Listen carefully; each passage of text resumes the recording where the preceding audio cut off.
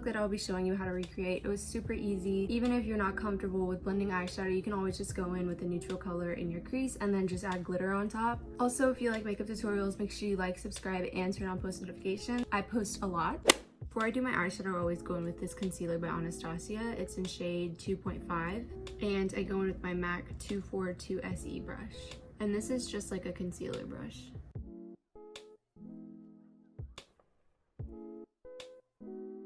Using the 39A palette by Morphe, and I'm going to be using this color right here. So I'm just packing that color on. You can do as little or as much as you want. I just like to have my eyeshadow show up brighter, so that's why I'm packing on more. So now that those two colors are packed on, I'm just going to go in with the clean blending brush. So with that clean blending brush, I'm just dipping into some translucent powder. It doesn't matter what brand it is. So I'm just blending the top of the shadow with that translucent powder. This really helps all of the lines go away in your shadow and make everything look blended.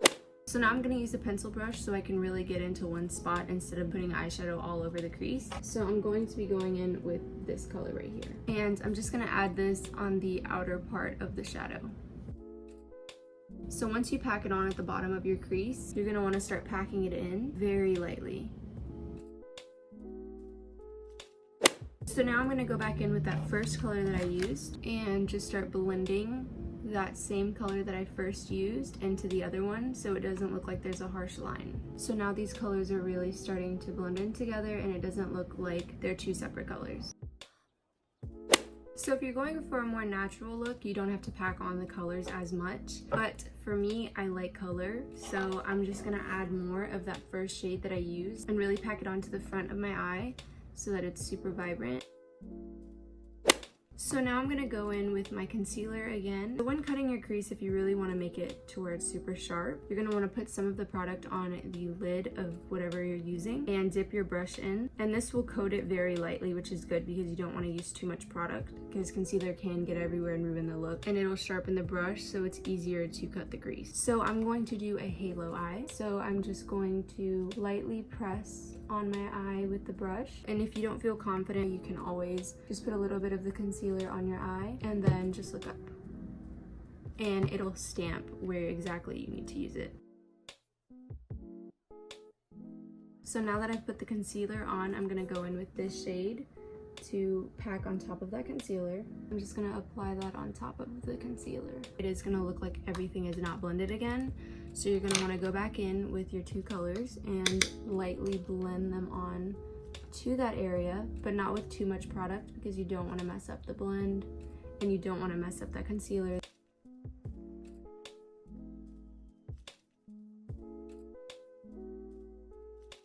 So now that you've blended on all that shadow, I like to go in with glitter just because it really makes your eyes pop, especially halo eyes. Halo eyes look so good with glitter on. So I'm going in with this NYX glitter, and this is in the shade Industrial Beam. This is beautiful. I love how pigmented it comes out to be. And I'm just going to lightly put this in that area. If you're interested on how exactly I do my face makeup, I do have a makeup routine video, and in that video I talk about how exactly I do my makeup.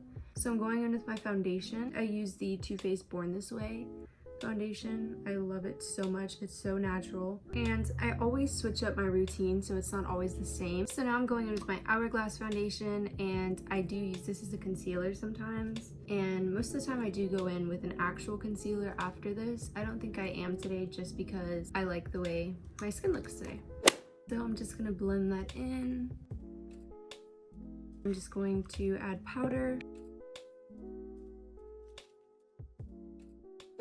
So I'm just using my bronzer to bring my face back to life. The Hourglass foundation that I use is a little brighter, so I only use it in certain areas, and I want to make sure that my skin doesn't look too pale. So now I'm going to go in with my blush. And for highlighter, I'm going to use my Be Sweet palette. This is the best highlighting palette ever. And I'm just going to highlight my brow bone a little bit. And for lips, I'm just taking my brown lip liner and outlining my lips. Then I'm going with my MAC lipstick. This is from the Selena collection.